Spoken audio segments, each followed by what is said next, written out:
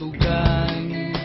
Hindi malilimutan ang asaran na merong pikunan, lalo na rin ang unang niligawan, unang kabiguan. At dyan nasiseryoso ang usapan, ang pagdadamayan ng tunay at tapat na kaibigan. Noong mga buwan, kaibigan, namang maasahan. Oh, di na tayo babata, edad may di nahahalata.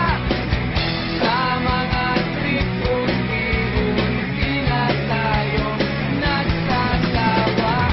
Pero kahit ganon, barkadang matatag hanggang sa ngayon. Minsan man magkita, tiyak may kwela, yan ang aking mga tropa.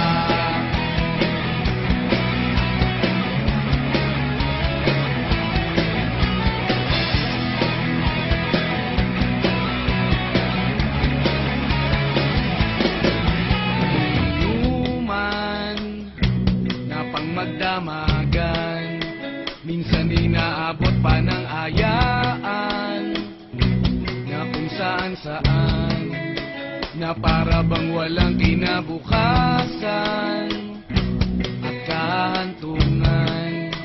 At dyan nasiseryoso ang usapan, ang pagpapayuhan ng tunay at tapat na kaibigan.